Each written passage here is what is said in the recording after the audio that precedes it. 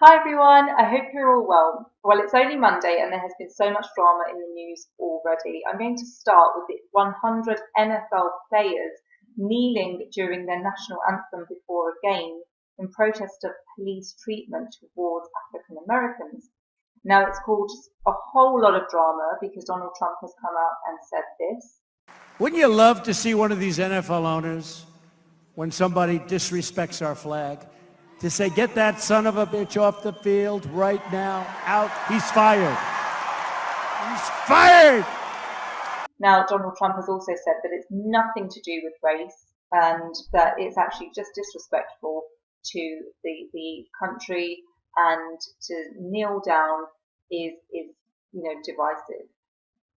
But the entire narrative is about race. If you're going to engage in this topic, you are literally talking about race because that's what they're protesting against. Now, according to a study by a Harvard professor, actually, Black lives do matter in America, and the analysis showed that American police officers weren't killing more black people at a higher rate than white people. So in terms of that study, it could be said that actually more black people aren't being killed than white people. However, that study did find that black and brown people are more likely to be touched, handcuffed, pepper sprayed and pushed to the ground than white people. And I think also we need to think about all those kinds of videos that circulate. We all see those circulating videos where, a police officer saying to a white woman, "You're not going to get shot because you're not black," and where a black person is being shot. And of course, social media allows us to be able to see how black people are being treated by white American police officers. And let's take, for example, we're in a house. I'm currently in my house.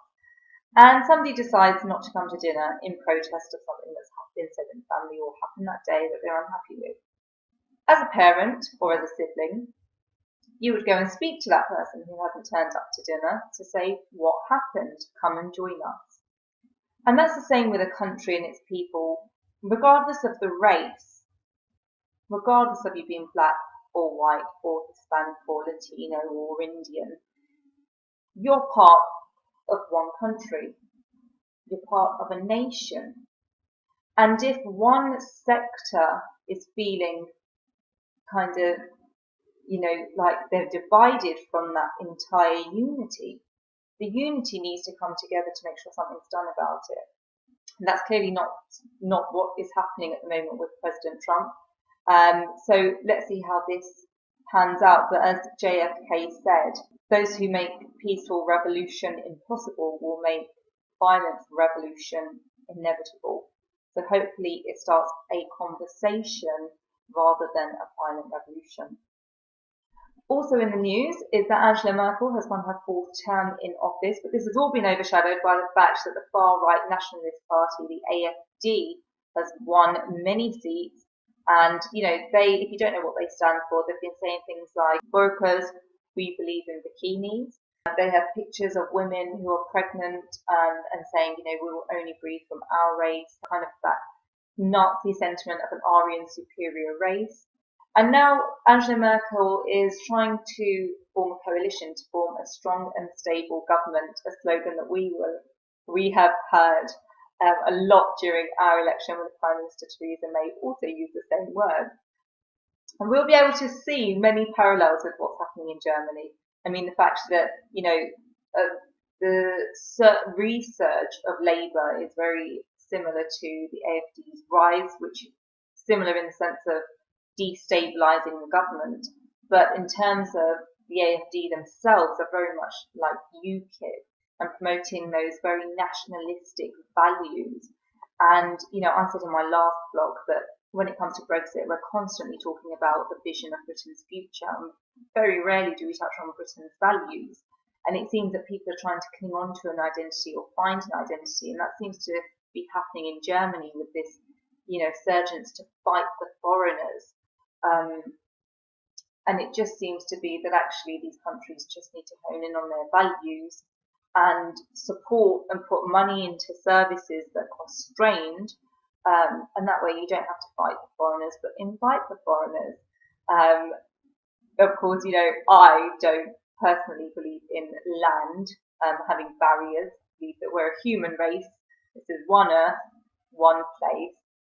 Um, but, of course, there are strains on services, and that is up to the government to do something about that. So let's see what happens for Germany. And lastly in the news is that Uber has issued an apology to the Mayor of London, Sadiq Khan, who's accepted it. And this all comes after their licence was revoked to provide services in London. And of course, it's being questioned around the country now about whether they'll be able to operate.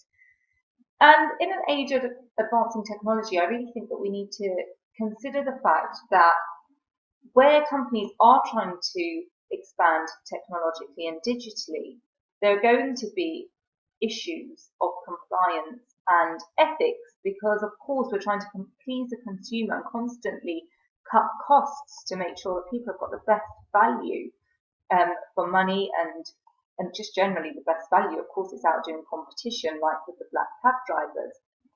So when it comes to technologically advancing companies, it may mean that they need to take a step in considering their ethics and values. So when it comes to the appeal, maybe they will propose, having better working conditions for their employees, having time limits for the employees, and whatever else came up in their review that meant that they were failing the standards required to provide their services. But I think it's definitely a lesson to learn from. And it's a lesson to learn, but not a bridge to burn, because we don't want to be falling behind when it comes to technology, especially as we are Brexiting. It's something that we need to make sure that we're at the forefront of. I hope you've enjoyed my vlog today, and do let me know your thoughts.